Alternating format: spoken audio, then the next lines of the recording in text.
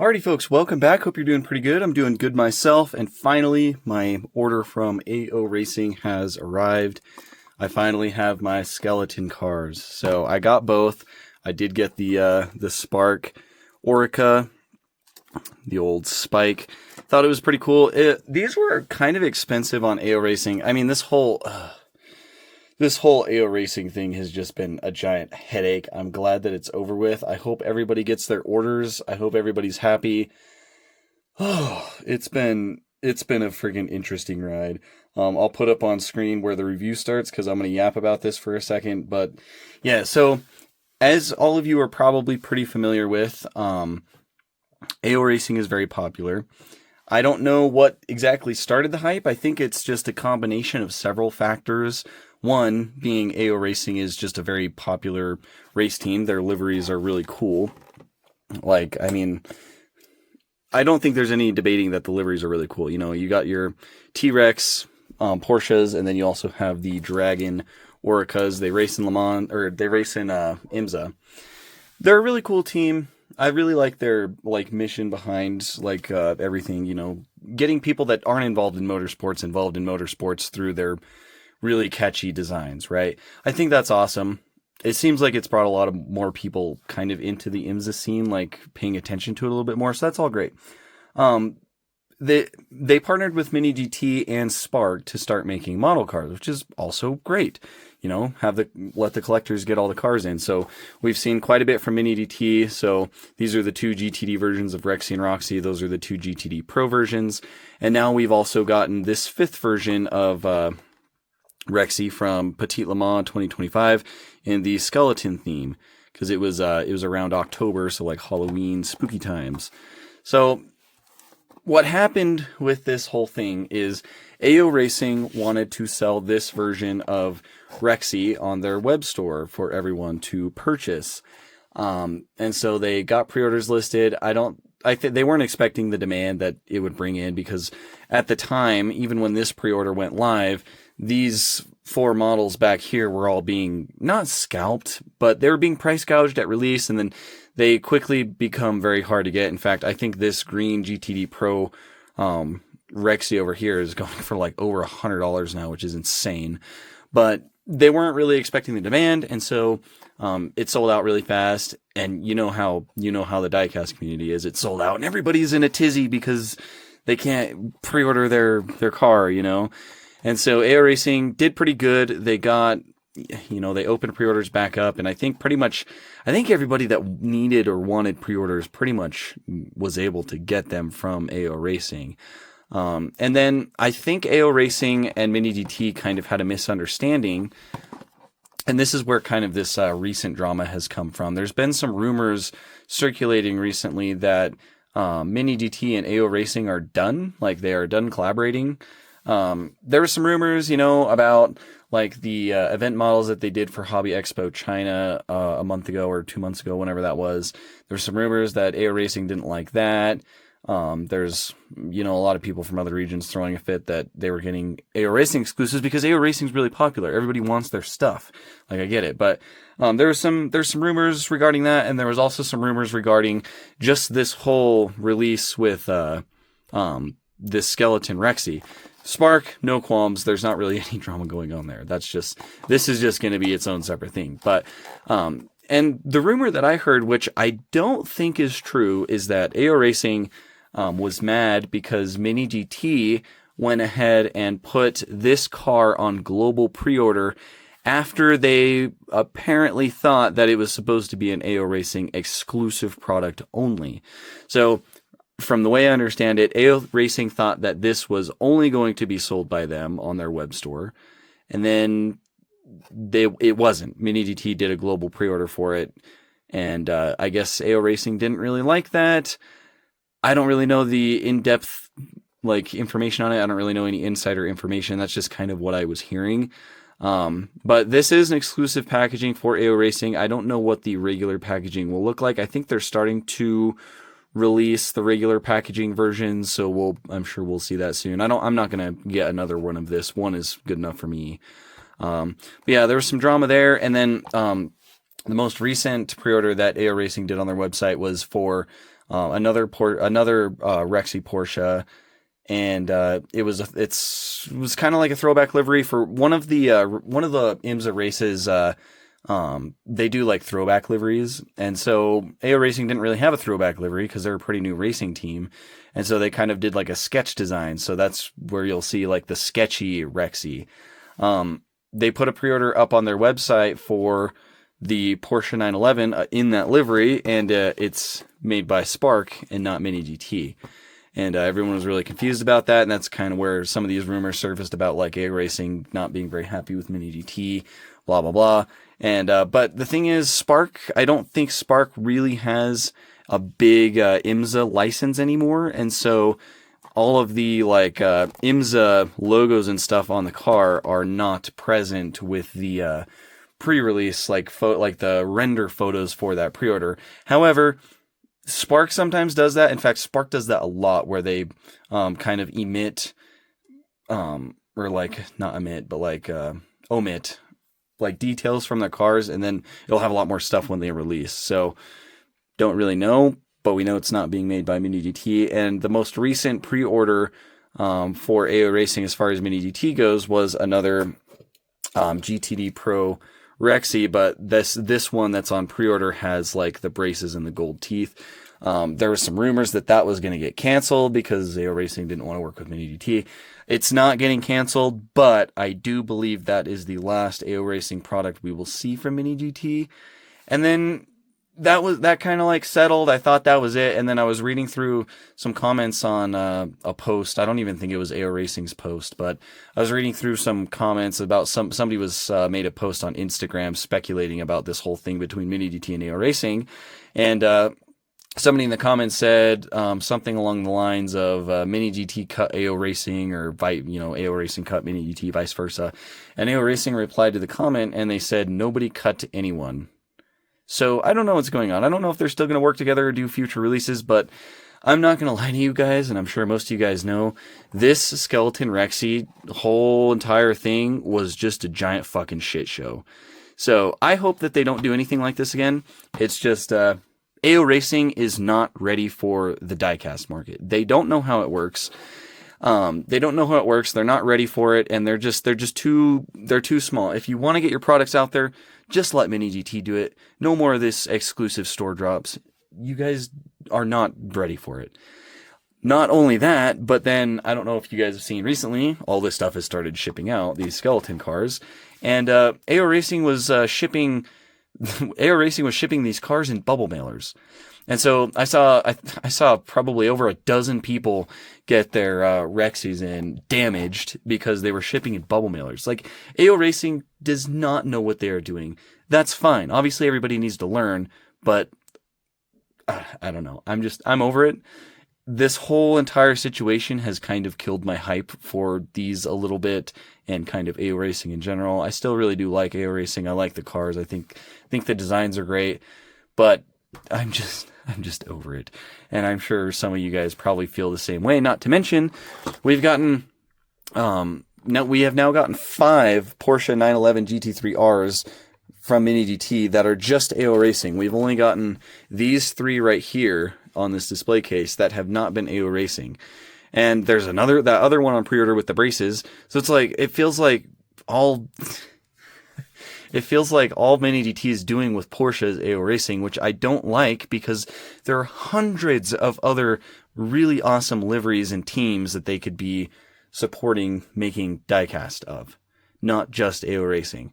Like, we obviously have these 5 here, but then there was also those 2 event models. So we've gotten 7 Porsche 911 GT3Rs and 3 non-AO Racing. So anyways, that's my qualms. Yap session is over. We'll go ahead and jump into this and review them, because I do know everybody's excited for them. And I am too. They're cool cars. But yeah, anyways, we'll just we'll jump into it with the Spark first.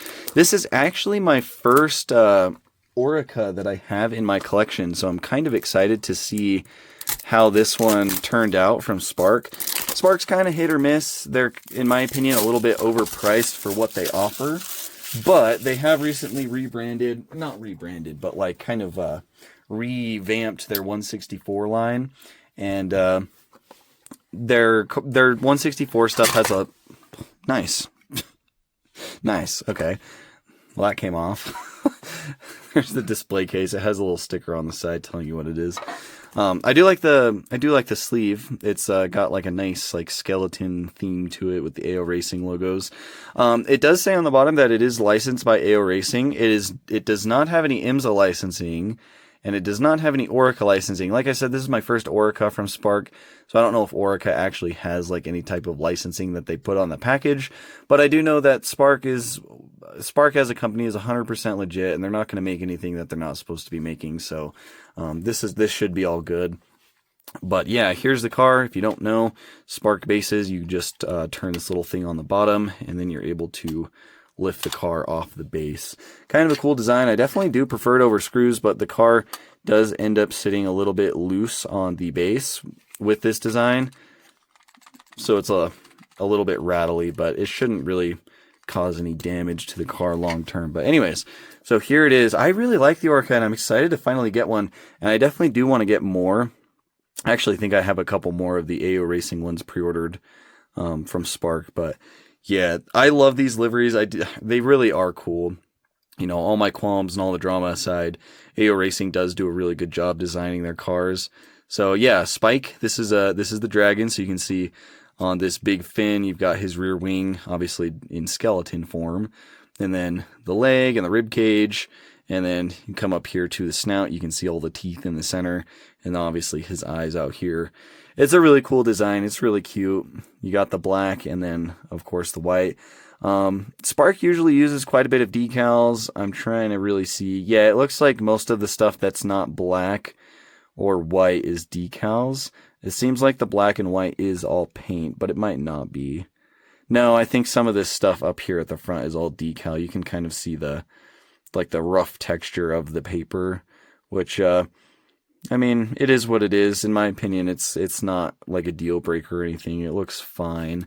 Obviously, you're not going to be staring at your model with 2x zoom in person under bright LED lighting all the time. So, but yeah, tire printing looks awesome. Got the Michelin prints right there, which is really cool. The number 99 box on the side. This one actually does have the IMSA logos and stuff on it. Like it has the WeatherTech. It's got the little IMSA boxes right here. So kind of interesting. It's got the LMP2 and the IMSA logo up on the roof. Again, those boxes right there. So also IMSA logos too. So I'm assuming maybe the IMSA licensing is not as ironed down as I thought it was. I was thinking that as of the last handful of years, I thought that it was only TSM that had this license, but it seems like Spark is able to make some licensed IMSA stuff as well. Here's the back view. Do have some pretty nice little LED lights down in the bottom corners. And is that done in like a carbon fiber? I can't tell what this texture is. That might be meant to be carbon fiber, but yeah, it looks pretty cool, honestly. The rear wing is also done with carbon on the top. Got the AO Racing stuff. His little tail kind of circles up. Really, really cool. It's really neat. I think these roll too. I think the Spark stuff typically rolls pretty well. Let's see. The back wheels are binding up a little bit, but that could just be an issue with my model. Maybe not particularly all of these, but okay, so roll maybe a little hit or miss. I mean, if you apply a little downward pressure, it does roll. But yeah, pretty much for the most part, they do roll. I don't think these have brake details, but honestly, the tire printing and everything is actually pretty well done, so I'm happy with that. Yeah, just a really cool livery, really cool car. I don't remember how these skeleton AO Racing cars performed at Petit Le Mans. It's been quite a while. I don't think they did too bad. I also don't think they did like super amazing, but anyways, very, very cool. The headlights are pretty nice. They've got some nice housings back there with the bold detail. It's a pretty cool car. It's a pretty cool model. So there's that. I'm not going to spend too much time because I've already been just kind of rambling about that whole issue for like almost 10 minutes already. So we'll go ahead and jump into the Mini GT. We'll take a look at it, and then I will let you guys go. These AO Racing videos usually do pretty well, so you guys will have to let me know what you think of this whole like situation. I kind of already mentioned how I feel about it. I think that AO Racing needs to quit doing exclusive stuff until they actually understand how this whole diecast ecosystem works. But that's just kind of my thoughts. But anyways, we're cracking this thing open. Yes, it is. This is exclusive blister art for AO Racing specifically. Yes, I am opening it anyways. I do not care. I did want the exclusive blister art, which it's actually really cool. And speaking of which, I actually, when I pre-ordered all this stuff, I ordered the plushie for Skeleton Rexy, and I also ordered a t-shirt. So I do have this art on a t-shirt too, which is pretty cool. But yeah, there's the exclusive art. I'll just stick that back there. And then, of course, all this plastic, that'll get thrown away. The box is pretty cool. I'm curious to know if the box design is going to be the same for the regular release as well, but I really do like the black and white. So Porsche 911 GT3R number 77 from the 2025 IMSA Petit Le Mans AO Racing. So there it is, Mini GT 1143, and then 3 licenses on the back of this one. So you have the AO Racing licensing at the top, the Porsche licensing, of course, and then IMSA licensing. So a little bit lacking on the Spark over here, just having AO Racing. So, but again, like I said, I don't know how all that works with like Oreca and whatnot.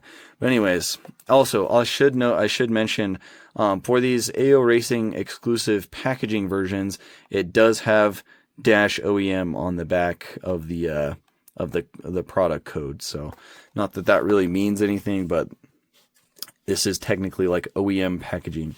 Anyways, here is the car. We've seen this casting, as you can see in the background, quite a bit from Mini GT. It's very nice. Like, it's a very good casting. Mini GT does a good job with these. And again, really cool livery. You got glossy black with the glossy white. Of course, it's all skeletonized. It just looks really cool. I love the tail. Like all the vertebrae in the tail and stuff. It looks really cool. The rib cage and the arm on the side, the big foot. Pretty awesome. And then the face at the front. So you got the nostrils and then the eyes, of course. Honestly, it looks really cool. I do like this one quite a bit. There's also like a bone on the rear wing as well. Tire printing is really nice. Mini GT has been doing better and better at that, which is always good to see. So tire printing is awesome. The wheels do look a little plasticky. Would have been nice if these were a little bit more glossy, but overall not too bad. Number 77 with the WeatherTech box on the side. You can also just notice that Mini GT's like logos and stuff on their cars are just so much more crisp than Spark. Like the Spark ones are not very legible, and then you look at the Mini GTs and they just look nice. I guess that's just a difference between Spark and Mini GT. This isn't really a comparison video, but just something. Just it's one of the reasons I like Mini GT. They just do a really good job. But here's the back, acrylic red taillights moving all the way across, which looks really nice. AO Racing logo on the back, which is also done in like bones for the skeleton liveries. There's a little bit of a LED indicator in there, a couple exhaust tips, GT3 RAR on the bottom of the wing.